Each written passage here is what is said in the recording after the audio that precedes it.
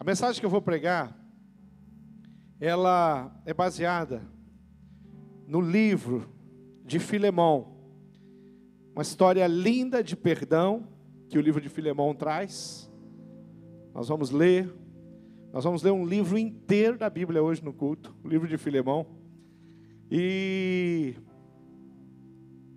também está baseada nesse livro, o livro chamado Passado Apagado, do pastor Roberto Silvado. O livro fala de perdão. Esse livro é um livro que fala sobre a verdade, e é um livro que é escrito baseado no livro de Filemão. O nome do livro é esse, Filemão, Passado Apagado. Esse livro, durante esse mês, ele vai estar sendo vendido num preço especial, e eu quero desafiar você a comprar esse livro e ler. O preço desse livro aqui é R$15. Nós vamos vender durante esse mês apenas por R$5. É só para você ter mesmo. Ler esse livro e crescer através daquilo que essa história tem para a sua vida. Abra sua Bíblia lá no livro de Filemão, Novo Testamento. Mais para o final lá da sua Bíblia, você encontra o livro de Filemão. Filemão tem um único capítulo. Então não é nem usual a gente dizer Filemão capítulo 1, porque só tem um. Então é Filemão, você já começa no versículo 1, que é uma saudação do apóstolo Paulo. E esse livro tem uma história que com certeza vai trazer algo precioso para o seu coração. Vamos ler esse livro? Vamos, você abriu a sua Bíblia? Filemão, a partir do versículo 1 diz: Eu, Paulo, prisioneiro por causa de Cristo Jesus, junto com o irmão Timóteo, escrevo a você, Filemão, nosso amigo e companheiro de trabalho, e à igreja que se reúne em sua casa. Esta carta vai também para a nossa irmã Áfia e para Arquipo, nosso companheiro de lutas. Que a graça e a paz de Deus, o nosso Pai, e do nosso Senhor Jesus Cristo estejam com vocês. Meu caro Filemão, sempre que eu oro, lembro de você e agradeço ao meu Deus, porque tenho ouvido falar do seu amor por todo o povo de Deus e da fé que você tem no Senhor Jesus. Peço a Deus que a fé que une você a nós faça com que compreendamos mais profundamente todas as bênçãos que temos recebido da nossa vida. Por estarmos unidos com Cristo, meu caro irmão, o seu amor tem me dado grande alegria e muita coragem, pois você tem animado o coração de todo o povo de Deus. Por isso, como seu irmão em Cristo, eu sei que tenho o direito de exigir o que você deve fazer. Mas o amor que tenho por você me obriga a lhe fazer apenas um pedido. E faço isso, embora eu seja Paulo, o representante de Cristo Jesus, e agora também prisioneiro por causa dele. Portanto, eu lhe faço um pedido em favor de Onésimo, que é o meu filho, por estarmos unidos com Cristo, pois enquanto eu estava na cadeia, tornei-me o pai espiritual dele. Antes ele era inútil para você, mas agora útil para você e também para mim. Eu estou mandando Onésimo de volta para você, e com ele vai o meu coração. Gostaria de obrigá-lo a ficar aqui comigo, enquanto estou nesta cadeia, por causa do Evangelho, a fim de que ele me ajudasse em seu lugar. Porém, não vou fazer nada sem a aprovação de você, para que o favor que eu lhe estou pedindo não seja feito por obrigação, mas por sua livre vontade. Pode ser que Onésimo tenha sido afastado de você por algum tempo, a fim de que você o tenha de volta para sempre. Pois agora ele não é mais um escravo, porém muito mais do que isso. É um querido irmão em Cristo. De fato, para mim, ele é muito querido. E para você agora, ele é mais querido ainda, não só como escravo, mas também como irmão no Senhor. Por isso, se você me considera seu companheiro de trabalho, receba Onésimo de volta, como se estivesse recebendo a mim mesmo. Se ele deu algum prejuízo a você, ou lhe deve alguma coisa, ponha isso na minha conta. Aqui com a minha própria mão escrevo isto. Eu, Paulo, pagarei tudo. É claro que não preciso fazer com que você lembre que me deve a sua própria vida. Portanto, meu irmão, me faça esse favor por causa do Senhor. Anime o meu coração como irmão em Cristo. Ao escrever isso, estou certo de que você vai fazer o que lhe estou pedindo, e sei até que você fará ainda mais. Peço também que prepare um quarto para mim, pois espero que Deus responda às orações de todos vocês e me deixe ir outra vez até aí. Epáfras, o irmão que está na cadeia comigo por causa de Cristo Jesus, envia saudações a você. Marcos, Aristarco, Demas e Lucas, meus companheiros de trabalho, também enviam saudações. Bênção, que a graça do Senhor Jesus Cristo esteja com você. Querido, nós temos uma história muito interessante. O apóstolo Paulo estava preso. E ele estava preso não porque ele havia cometido algum delito, mas porque ele era um servo de Deus e a igreja era perseguida. Provavelmente foi encontrado pregando a palavra de Deus, provavelmente foi denunciado por alguém como um cristão, um servo de Deus, e isso o coloca lá numa cadeia. Só que quando um servo de Deus vai para a cadeia, mesmo sem ter cometido um crime, por divulgar, propagar o amor de Deus, ele chega, e aonde ele chega, a presença de Deus é com ele, e ele chega numa cela, e ele, naquela cela, encontra um homem chamado Onésimo, que era um escravo fugitivo. Esse escravo fugitivo chamado Onésimo, deve ter aprontado alguma. Provavelmente, com certeza, a própria história diz que ele foge, e ele vai, então ele está preso. Provavelmente ele tenha roubado a Filemon, provavelmente ele tenha feito alguma coisa grave, por isso ele estava naquela condição e ele estava preso. Nós temos um homem de Deus chamado Paulo. Nós temos um homem que tem sérios problemas em sua história, chamado Onésimo. E nós temos um Deus de amor, que pega a história de um homem miserável e transforma a história dele. Quando nós observamos e olhamos, nós percebemos que Paulo eu não vejo como uma simples coincidência a maneira como Deus coloca que Paulo vai parar ao lado desse homem numa cela. Mas eu vejo Deus levando, sim, Paulo até aquela cela. Porque ele poderia estar preso em tantos lugares. Ele poderia estar num processo de isolamento, quem sabe numa solitária, mas não, Deus o coloca em contato com aquele homem que precisava receber a palavra de Deus. Onésimo, que tinha um passado complicado, é visitado por Deus dentro de uma cela. Você entende isso? Você consegue compreender que em momentos muito complicados da sua vida, Deus se manifesta e Ele vai até você? Mesmo quando você está embaranhado, que a sua história é muito triste, é muito complicada, mesmo quando você tenha aprontado alguma coisa muito grave, Deus se importa e Ele vai até você. Ele vai te visitar aqui. A primeira coisa que eu consigo compreender é isso, é vendo Deus, o próprio Deus. Ele tinha um instrumento.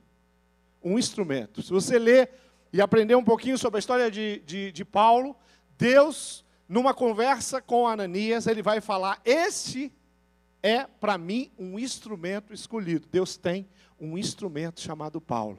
E Deus coloca ao lado de um prisioneiro numa cadeia, numa cela.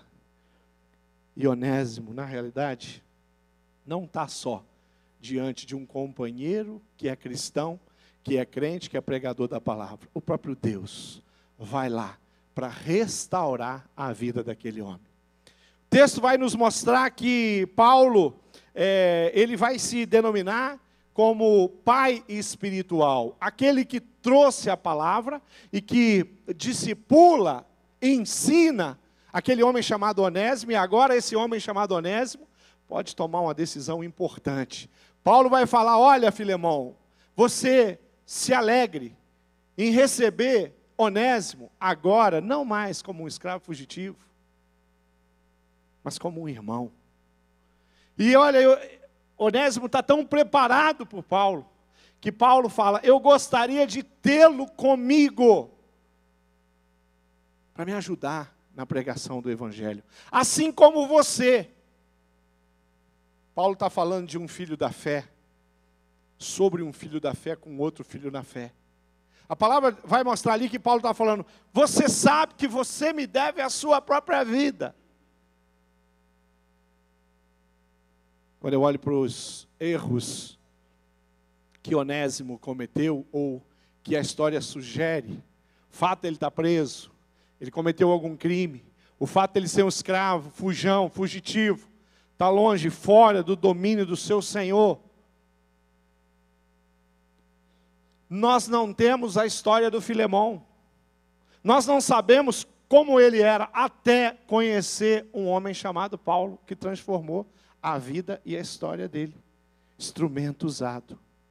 Filemão um dia provou a restauração e a salvação em Cristo Jesus. Agora, chegou a vez de Onésimo, seu escravo. Querido, nós começamos a ler, e talvez você não consiga compreender direito essa linguagem, dizendo: como assim ele era escravo? Sim, escravo. A escravidão nesse período é um pouco diferente daquela que nós conhecemos na história do Brasil. A escravidão de um homem naquele contexto, provavelmente ele tinha dívidas impagáveis, que ele não tinha condição de sanar, e ele passa a servir o seu credor. Lá no Antigo Testamento, lá na história de Eliseu, você vê uma mulher desesperada, e ela tem, ela tem um filho, mas o que acontece? Ela não tem recursos, seu marido havia falecido, e esse homem devia muito dinheiro para aquele credor que vem cobrá-la, e ela não tem como pagar. Aí aparece o profeta, e o profeta vai fazer um milagre da botija de óleo, e ela vai conseguir pagar. E o que acontece de graça naquela história é que ela e a sua família não vão ter que se tornar escravos. Aqui tem alguém que se tornou escravo, começa a pertencer. Não é uma posição e uma situação favorável a posição dele, mas ele tinha sim uma responsabilidade e uma dívida. Onésimo é visitado por Deus, ele é tratado por Deus, e a carta de Filemão nos ensina que Deus pode estar presente, sim, em qualquer circunstância, e que Ele tem poder, sim, para resolver qualquer situação. Quando nós olhamos para a situação de Onésimo, nós vamos perceber que o passado era, sim, um grande problema para ele. Como para mim, o passado já foi um grande problema. Quando, por exemplo, eu me deparo com a graça, com a salvação, com a palavra de Deus, e eu olho para as besteiras que eu havia feito no passado, e começo a analisar os anos que eu me afasto e vou para longe de Deus, e começo a andar segundo o meu próprio coração e tomar decisões que não são muito assertivas. E aquelas coisas começam a me prender e me segurar de uma forma muito grande. Eu fico imaginando Paulo pregando graça para Onésimo, falando sobre o poder, falando sobre o amor, e eu imagino Onésimo falando assim: cara, mas você não tem ideia de quem sou eu. Mas você não tem ideia do que eu já fiz de besteira. Você não tem noção. Olha, Filemão, Paulo, eu acho que ele não quer me ver nem pintado de ouro. Quantas pessoas lá no meu gabinete já falaram isso para mim: pastor, o senhor não tem ideia do meu passado. Quantas confissões eu já ouvi? Confissões de adultério, confissões de aborto, confissões de roubo, confissões de corrupção, confissões de crimes. Há alguns anos atrás, eu estava pastoreando os jovens aqui na igreja, e chegou um jovem, começou a participar, e ele vinha aos cultos, e um dia eu marquei para fazer uma caminhada, e nós fomos ao Parque Bacaxeri. E eu conversava com ele, e eu falava do amor, da graça de Deus. Eu falava que Deus tinha planos perfeitos para ele, e ele só me ouvia. E ele me ouvia, e ele não reagia, ele só ouvia. E ele falou: pastor, tem uma coisa que eu preciso te contar, mas eu não sei se eu devo. Aí eu falei: rapaz, eu tenho certeza que você deve. Senão você não ia fazer esse comentário comigo. Se você tem alguma coisa que você precisa falar, eu tenho alguma coisa para dizer para você. Você pode confiar em mim plenamente. E ele falou: pastor, eu matei um homem. Eu sou um foragido da justiça. Um jovem que chegou na nossa igreja, desconhecido, e ele era um foragido da justiça, do outro lado do país. E eu continuei pregando para ele a graça, o amor do Deus que não tem limite para abençoar. E a caminhada com aquele jovem, ela durou bastante, não foi só um final de tarde no Parque Bacaxeri, não. Foram muitos encontros, alguns no Parque Bacaxeri, outros no meu gabinete, outros nos restaurantes ministrando o coração. Mas nunca vou me esquecer o dia que ele entendeu o evangelho na vida dele. E ele teve coragem de pegar um avião aqui em Curitiba, atravessar o país, voltar para o estado, que ele era um foragido, procurar um advogado e se apresentar para a justiça, para pagar o que ele deveria. Nunca vou me esquecer o dia que eu recebo uma ligação e ele falou: pastor, hoje às 2h eu tenho que me apresentar na penitenciária, junto ao meu advogado. Com redução de pena, com um monte de coisa por ele ter voltado, com os benefícios, porque Deus operou, mas ele voltou, e ele foi, e passou ali pouco mais de 3 anos, e ele conseguiu sair em semi-liberdade. Só que o que ele precisou entender é que a prisão na vida dele não era uma penitenciária lá do outro lado do Brasil, lá para o lado de Brasília, que era a vida que ele estava levando em Curitiba, fugindo e escondendo o passado dele. Pela graça e pela misericórdia de Deus, ele vem e resolve contar que ele tem um passado complicado. Queridos, eu não tenho nenhum poder mágico para que uma pessoa abra o coração dessa forma comigo. Eu não tenho nenhum poder para perdoar o pecado que as pessoas tiveram no passado, mas o Deus a quem eu conheço restaura a história de qualquer pessoa, independente do crime, independente do pecado, independente das decisões mais horrendas que tenha tomado. Está difícil, com os anos que eu tenho de ministério, de ouvir um pecado novo. De vez em quando tem alguém que consegue trazer alguma novidade, mas é muito difícil. Já estou conhecido pelos pecados. Eu posso dizer para você, o pecado tem uma única raiz. Muda a forma, muda o jeito, muda a cor, mas o pecado é o pecado, em toda e qualquer circunstância. O que é imutável também é o poder do Deus que perdoa e que tem poder para fazer isso, do Deus que restaura. E a primeira coisa que o homem precisa fazer para ser restaurado, Filemão fez.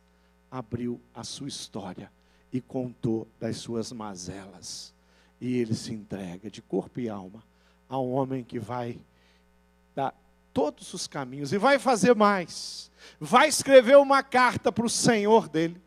Vai escrever uma carta para... Olha como Deus faz. Coloca Paulo numa célula e lá tem um homem chamado Onésimo, que Paulo vai conhecer. E esse Onésimo é servo de Filemão. Quem? Filho na fé de Paulo. Olha que coisa doida. Você vai falar, isso é uma coincidência tão grande, né, pastor? Não tem coincidência aqui. Aqui tem um Deus que faz as coisas acontecer. Só para restaurar a história e uma vida. Quando você lê essa história, você olha para essa história, você não pode se esquecer, de forma alguma, que Filemão tinha a possibilidade de ficar com a sua boquinha fechada, e não contar nada, e não dizer de onde ele era, e não dizer quem, como aquele jovem aqui em Curitiba.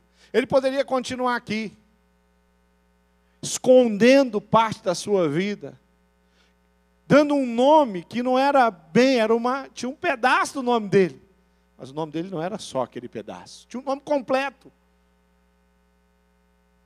Viver numa cidade onde ele não pode preencher uma ficha, onde ele tem que tomar muito cuidado quando andar pelas ruas, de preferência, saindo sem documento, para que se acontecesse um acidente, uma blitz, uma situação onde a polícia o abordasse, ele não tivesse com nenhum documento, para que a polícia soubesse quem ele era. A prisão de Onésimo, a cela, era o menor problema que esse homem tinha. O problema dele era espiritual. E ele vai compreender isso. E quando Paulo começa a escrever, olha, esse homem que eu estou te enviando, ele vai colocar no versículo 11, ele era um inútil. Se Paulo está falando que ele era um inútil, querido, Paulo não ia usar uma palavra pesada, além daquilo que era a verdade. Aqui a verdade é o apóstolo Paulo que escreveu. É a Bíblia Sagrada. Se Paulo diz que ele era inútil, é porque ele era, a história dele, o que ele tinha sido até agora, o que ele foi para Filemão, foi um inútil, alguém que trouxe problema, desavença. Mas Paulo fala, atualmente, porém, agora, Filemão, é útil, não só a ti, mas também a mim. Não há causa perdida para Deus.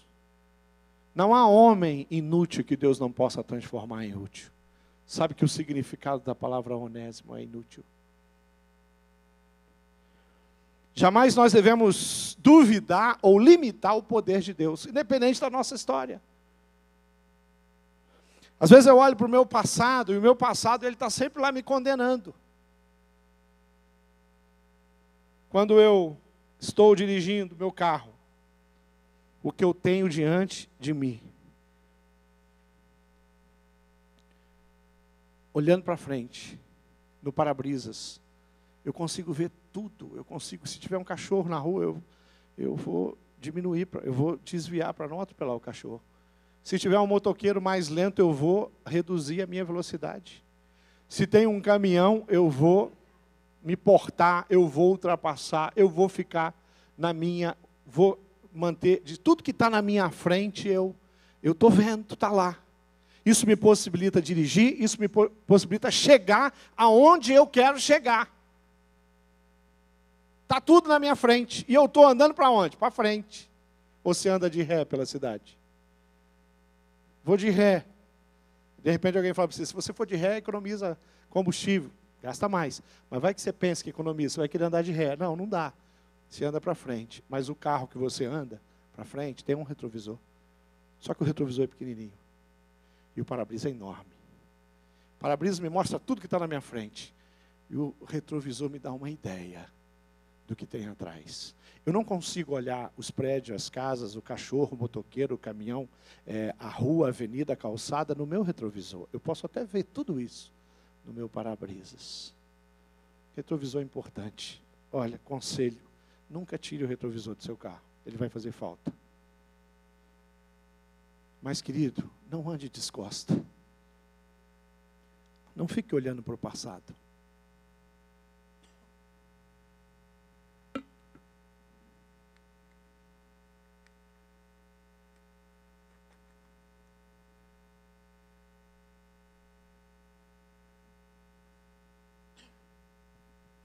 Quando nós ficamos olhando para trás, a gente perde tudo que está na frente. Tem um universo na minha frente, mas eu não vejo, querido. Por quê?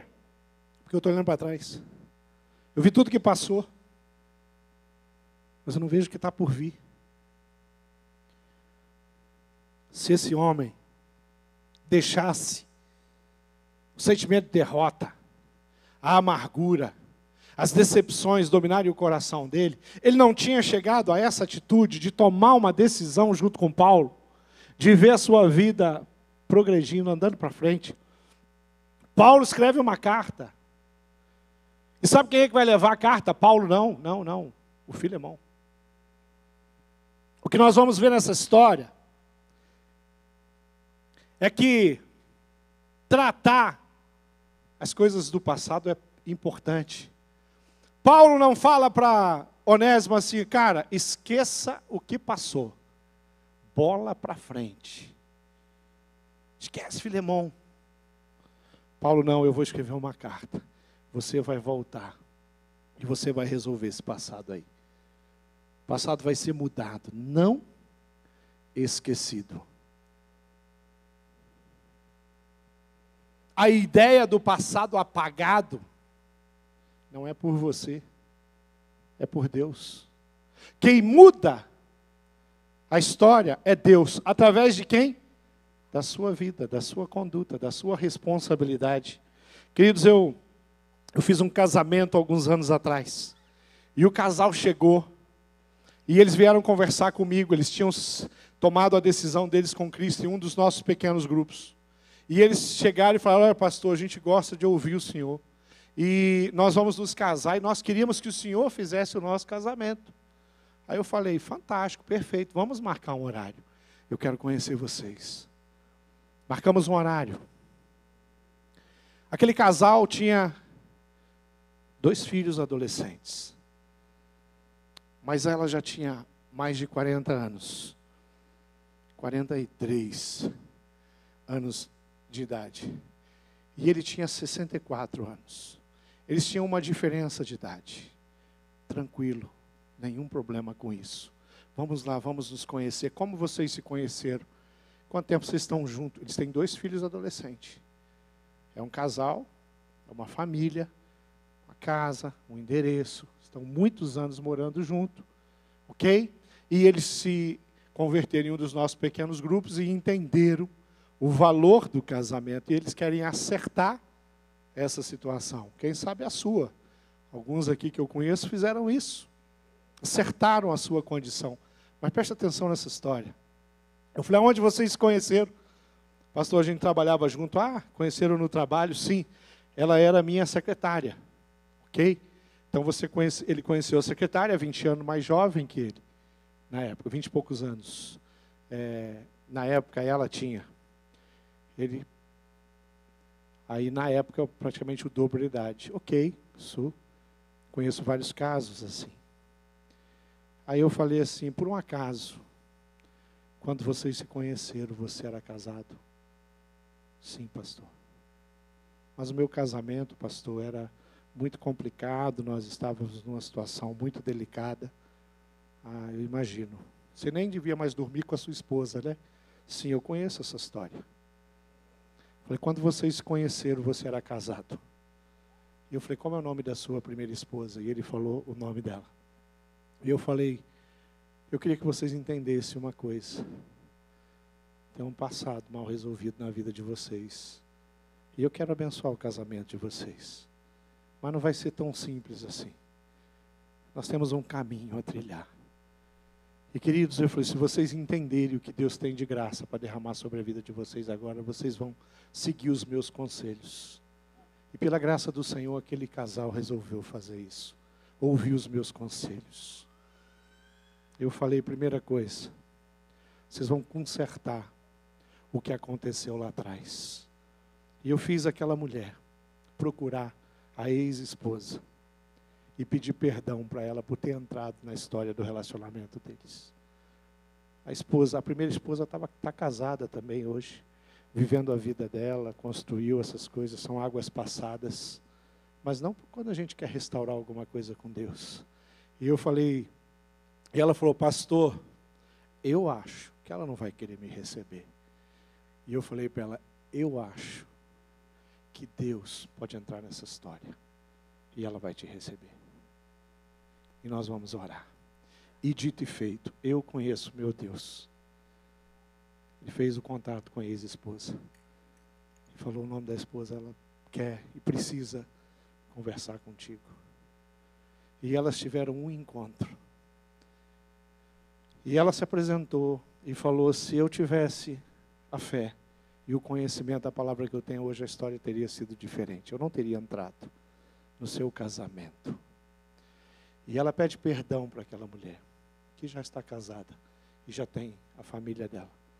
Aquela mulher coloca algumas coisas e quem sabe, informa, se é que essa não entendeu, alguns sofrimentos que ela teve lá atrás. Mas no final da conversa ela fala assim: eu te perdoo, toca a sua vida, vai embora. Acabou a conversa. Ela encarou.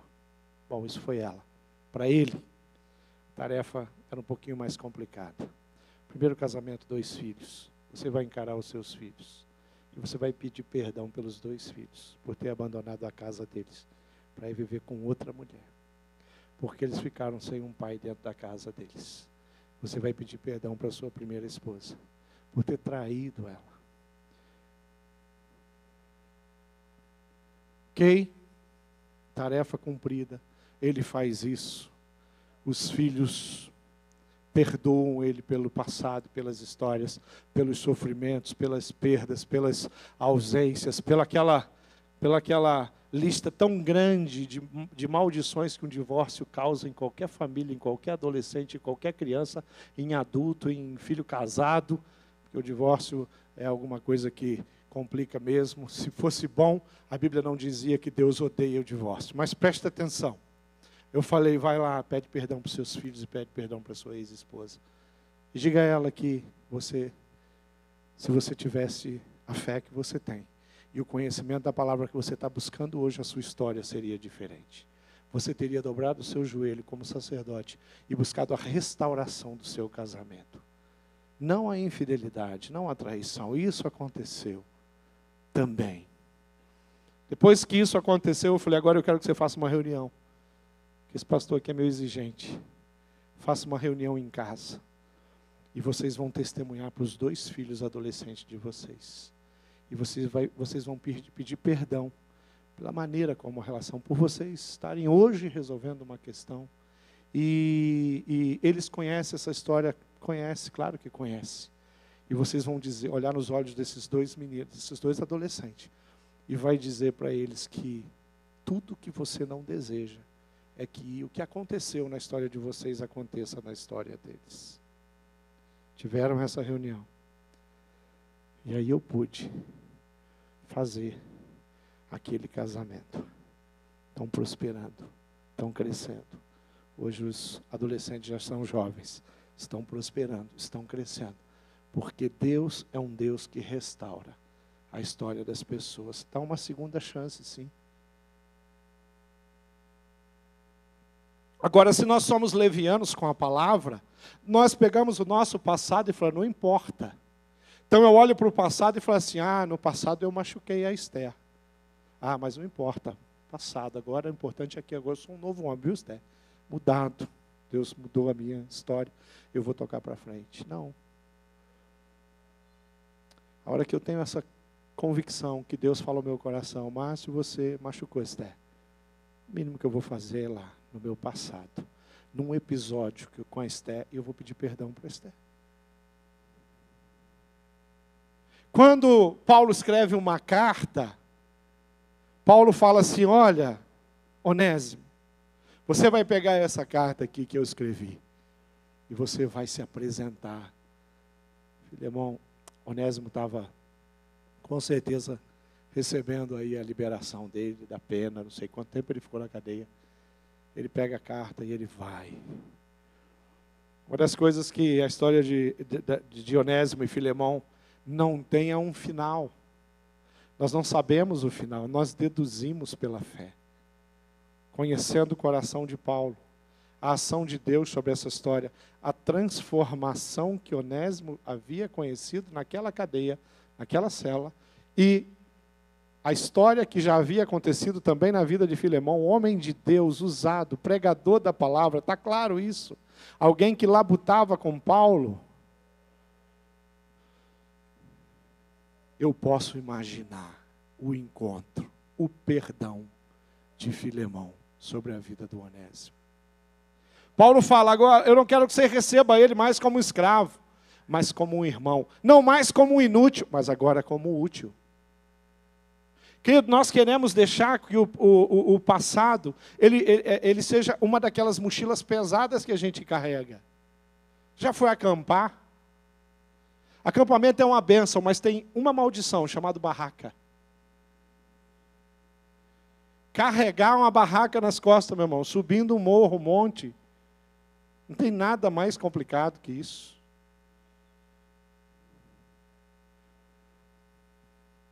Onésimo tinha uma barraca nas costas dele. Ele estava subindo uma montanha. Mas ele encontra um Deus que fala, vamos resolver isso aí. Vamos aliviar essa bagagem. Jesus fala assim, vem a mim, você que está cansado, está oprimido, está sobrecarregado, está destruído, que eu vou pegar a sua carga e eu vou levar. A carta que Filemão recebe, ela não é escrita por Paulo, não. Ela é escrita pelo próprio Deus, através do punho de Paulo. A vida desse homem chamado Onésimo, não era um papel em branco, não. Era mais ou menos isso aqui, ó. Aí eles começam a abrir, ele começa a abrir, Paulo, na instrumentalidade, usado por Deus, começa a acertar. Ele começa a alisar, assim, ó, a vida de Filemão, sabe? Bem aqui no coração de Paulo. Filemão é tratado. E ele começa a tomar forma de novo. O retrovisor na vida de Filemão, ele entra em cena agora. Agora entra em cena.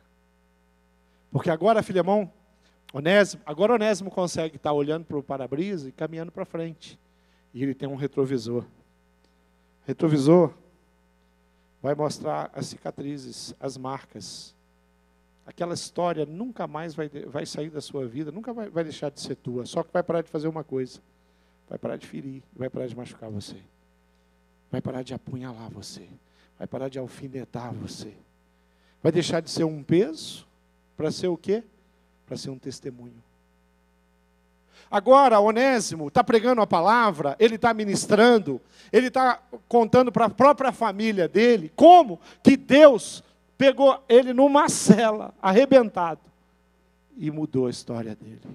Agora ele está falando para os outros escravos, ele está contando. Agora a família, quem sabe ele chegou, quem sabe uma das suspeitas aqui no início do texto é que Paulo manda recomendação para Áfia.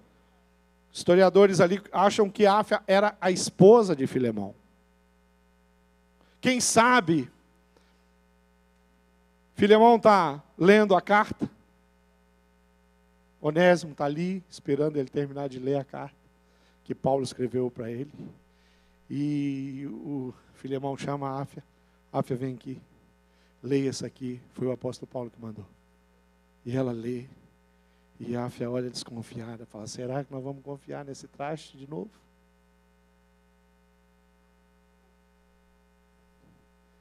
Mas Onésimo está ali, e ele está falando, olha, Áfia, Deus mudou a minha história. E tudo que eu preciso de você, Filemão, de você, Áfia, é mais uma oportunidade para mostrar quem eu sou de fato, encarando a sua realidade. Vocês acham que foi fácil para aquela mulher sentar com a ex-esposa ou primeira esposa daquele homem que estava vivendo contigo já há tantos anos, que tinha 2 filhos já com ele, e falar para ela o que aconteceu lá há 18, 19 anos atrás foi um grande erro. Eu me envolver com o seu marido foi um grande erro. Eu me envolver sexualmente com o seu esposo foi um grande erro. Foi porque eu não tinha princípios da palavra de Deus no meu coração. Você acha que foi fácil? Será que o que Filemão pensava no caminho de volta? Ele falando, Jesus, só o Senhor para quietar o coração do Filemão. Só o Senhor para fazer ele ouvir as mensagens, a mensagem que Paulo está escrevendo para ele. E quem sabe ainda no início da sua caminhada ele falou: olha Deus, eu confio em Paulo. E ele é um homem de Deus. E eu creio no Senhor, porque Paulo tem me ensinado isso, a confiar no Senhor. Porque ele poderia ter desistido no final. Ele falou: vou lá resolver essa questão. Não, vamos fazer o seguinte. Não esquecer isso. Não vai dar certo. Não vai funcionar. Não vai funcionar. Ele não vai acreditar. Ele não vai me dar uma chance. Isso só vai me complicar. Sabe o que eu vou fazer? Fugir de novo. Quem sabe você está nessa etapa, fugindo de novo. Quem sabe você está na etapa onde você deixa o seu passado te consumir. Quem sabe você está naquela etapa que de vez em quando você perde uma noite por causa do passado. Quem sabe você vive naquela etapa em que todas as vezes que você olha para o passado, você fala: ah, se eu pudesse voltar. Então volta, querido. Procure ajuda e volta. Tem alguma coisa para consertar? Conserta. Confia. Deixa Deus conduzir a sua vida. Assim, uma necessidade de acertar as pendências, com sabedoria, com a ajuda. Não aconselho nem você fazer isso sozinho, eu aconselho você buscar ajuda e falar: pastor, eu tenho umas coisas para resolver. Como que eu posso? Meu discipulador, meu líder de pequeno grupo, meu companheiro de caminhada, eu preciso consertar um negócio. O que você acha? Como eu devo fazer isso? Como eu devo fazer isso? Tem um pastor da nossa igreja que tem uma história muito interessante. E ele, quando ele era menino, a mãe dele trabalhava Conto essa história porque ele já contou essa história aqui em púlpito. Não vou falar o nome dele porque eu não pedi autorização para ele, como não falei o nome do casal. Mas vocês conhecem, e eu tenho certeza que vocês vão ter a oportunidade de ouvir essa história dele. Ele era uma criança e a mãe dele trabalhava numa escola. E ele roubava material escolar naquela escola e levava para casa. Criança. Ele olhava lá um penal, ele falava: eu quero, e ele levava. Aí ele olhava lá um estojinho de lápis de cor e ele roubava. E ele roubava. Passaram os anos e esse servo de Deus teve uma experiência profunda com Deus. Ele já estava longe, essa cidade já no interior. E ele... E o Senhor cobrou aquilo dele. Cobrou um roubo da infância. Olha só, o Espírito Santo pega ele, pensa nessa situação, e fala: lembra, rapaz, eu não me esqueci não, que Deus não se esquece de nada. História linda dele, sabe o que é? Ele marca uma viagem, volta àquela cidade, faz uma grande compra de material escolar, e vai lá naquela escola fazer uma doação. E ele não chegou lá assim: olha, sei que vocês precisam, trouxe aqui uns lápis de cores, canetinha, não sei o quê, papel e cola. Não, ele chegou: quem é a diretora aqui? A diretora é a fulana. A fulana vem aqui. Preciso te contar uma coisa. Quando eu era menino, minha mãe trabalhava aqui. E eu roubava material escolar nessa escola. Queridos, eu não sei se o que ele levou é mais ou menos do que ele roubou. Não sei nem se ele tem controle disso. Mas isso tem um símbolo muito especial de caráter, de alguém que é capaz de chegar: eu fiz isso, eu roubei. E eu estou aqui trazendo isso aqui como uma doação, para tentar, se é que é possível, eu restituir. Queridos, quando o diabo vem hoje para falar com ele, e fala: ei, pastor, o senhor está pregando aí, mas lembra quando você era menino e roubava da escola? Hã? O senhor fica aí pregando agora bonitinho? Hã?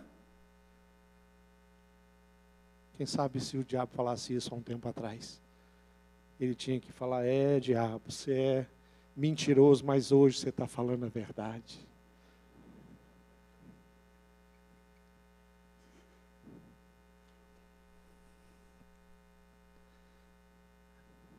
Ele pode falar: olha, Satanás, deixa eu te dizer uma coisa. Eu fiz isso, minha natureza pecaminosa. Mas eu voltei lá. E eu restituí. E o meu Deus quitou a dívida. E me perdoou. pode sumir daqui infeliz. Vá para o inferno, Satanás. Queridos, nada vale mais a pena, nada, absolutamente nada, vale mais a pena que tratar as nossas dívidas com um Deus tremendo, um Deus de amor. Nada vale mais a pena que ir até uma pessoa que nós temos uma dívida e negociar. Nada vale mais a pena do que ir até uma pessoa e pedir perdão para ela. Nada vale mais a pena do que fazer com que Satanás não tenha nas mãos uma promissória assinada por você.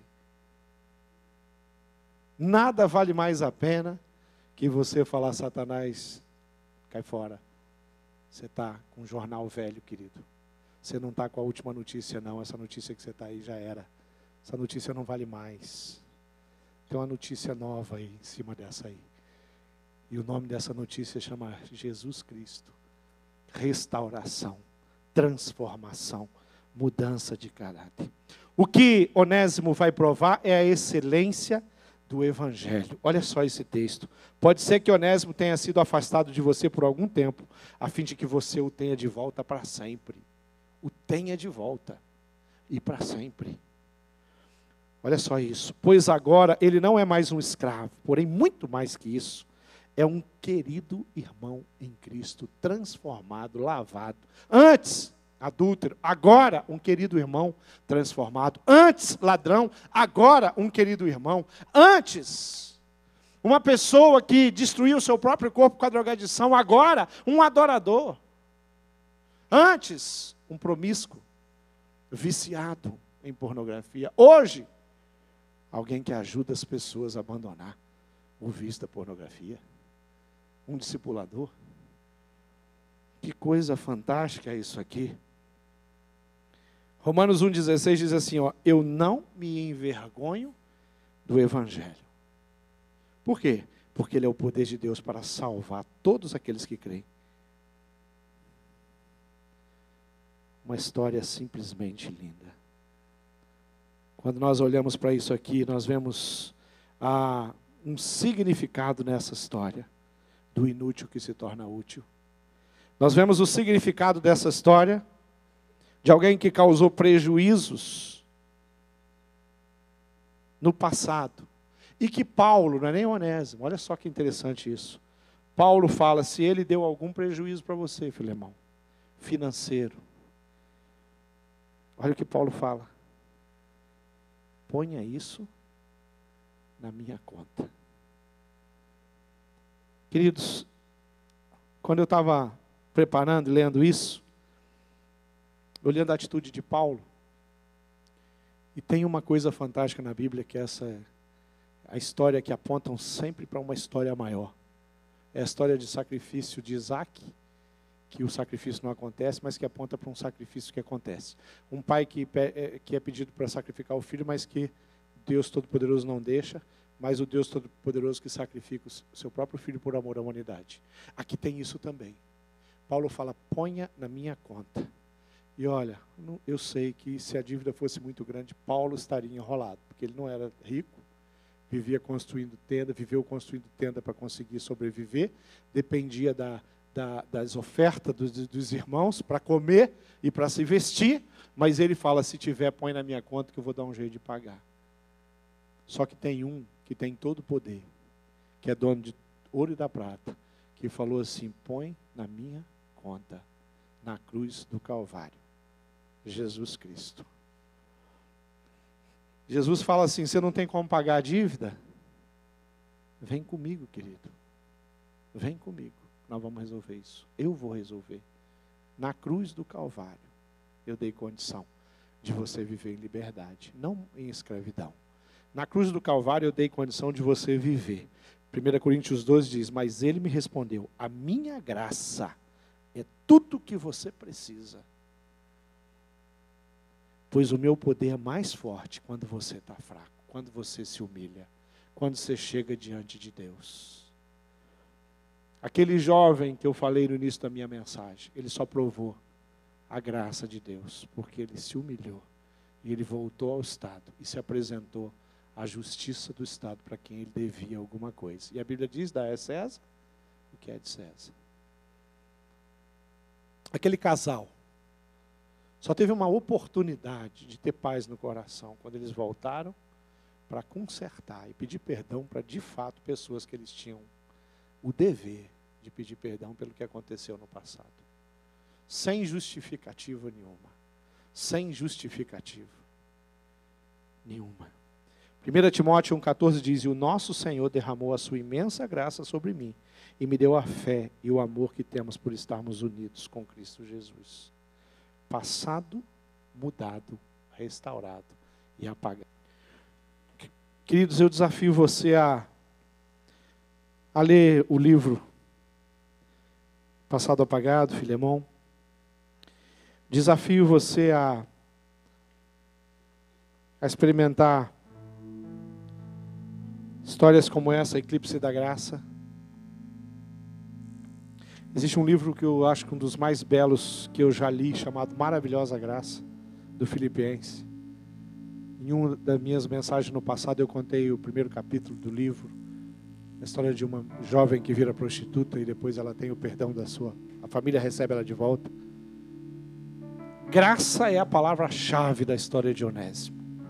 Ele recebeu graça de Deus, de Paulo, de Filemão, eu tenho certeza disso, no meu coração. E ele provou uma vida diferente.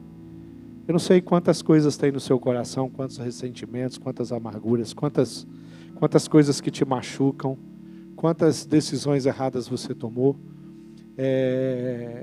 quantas pessoas te feriram, ou quem sabe pessoas você feriu, e que você fica carregando com você aí. Eu não sei quantas dívidas espirituais você foi adquirindo ao longo da sua vida e não tenha resolvido, porque a gente vai fazendo dívidas, vai fazendo. Se você for na Casa Bahia lá comprar em 180 vezes um sofá, você não pagar, você está na mão da Casa Bahia, ela vai te colocar no prego, né? Vai mandar o seu nome para o CEPROC, e você é um devedor da Casa Bahia. E enquanto você não pagar essa dívida da Casa Bahia, meu irmão, vai ter cartinha na sua casa, vai ter incômodo no comércio, você vai querer comprar alguma coisa e olha, você não tem crédito. Por quê? Porque você tem uma dívida da Casa Bahia. Você é o escravo e a Casa Bahia é o Senhor. O pastor, eu estou com meu nome sujo, eu me enrolei e eu estou com meu nome sujo. Isso acontece, querido. Às vezes há uma coisa até que foi acima do nosso controle. A maioria das vezes, às vezes é uma inconsequência mesmo, decisões erradas. Às vezes nós fomos irresponsáveis, eu já fui irresponsável com dinheiro. Mas eu quero dizer uma coisa para você. Deixa Jesus limpar a sua história. Deixa Ele limpar o seu nome. Deixa Ele falar. Busque ajuda. Busque orientação. Saia de uma situação onde Satanás fica apontando o dedo, colocando no seu nariz. Não deixe isso não, querido. Vem provar a liberdade que há em Cristo Jesus. Vamos orar? Vamos orar? Feche seus olhos aí. Se durante essa mensagem Deus falou contigo e falou, querido, tem coisas para acertar e eu quero que você acerte. Eu não quero que você viva desse jeito não. Quem sabe você tem dívidas para a pessoa que está aí do seu lado. Você precisa pedir perdão para ele, para ela, por alguma razão. Quem sabe você tem dívidas para com seus filhos. Você tem que resolver lá, tem que pedir perdão. Quem sabe tem alguém na sua família que você não está com relacionamento quebrado há muito tempo por causa de confusão. Aí quem sabe você está cheio de razão falando, mas pastor, a culpa é dele, a culpa é dela. Querido, deixa eu te dizer uma coisa, põe graça no teu coração e vá deixar Deus restaurar a sua história. Deixa Deus derramar graça no seu coração. Não fica nessa situação não. Onésimo provou o amor de Deus, a graça do Senhor.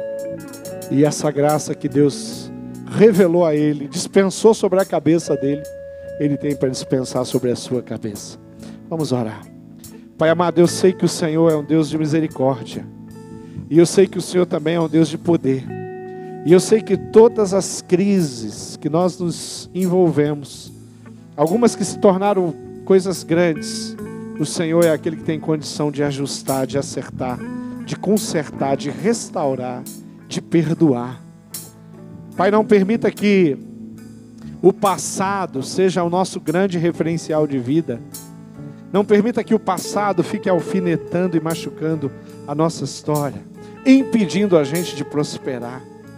Não permita que amarguras, ressentimentos, rancores, culpa venha sobre a nossa vida e sobre a nossa história. Derrama sobre nós o teu poder e nos faz andar sobre as ondas, Pai, na tua presença, ao seu lado, contigo. Permita, Pai, que o nosso coração se volte para a tua palavra, para o teu amor, e que de fato nós consigamos entregar a nossa mochila pesada para o Senhor carregar e nos ajudar a resolver todos os pepinos através do teu poder, porque quando te provamos, tudo novo se faz. É um novo tempo, é um tempo de restauração. As coisas velhas passaram, elas não vão ficar mais nos aprisionando. E eis que o novo, a possibilidade de viver em paz, é descortinado na nossa frente. Então nós oramos agradecidos, porque o Senhor é um Deus tremendo e um Deus de poder. Oramos em nome de Jesus. Amém.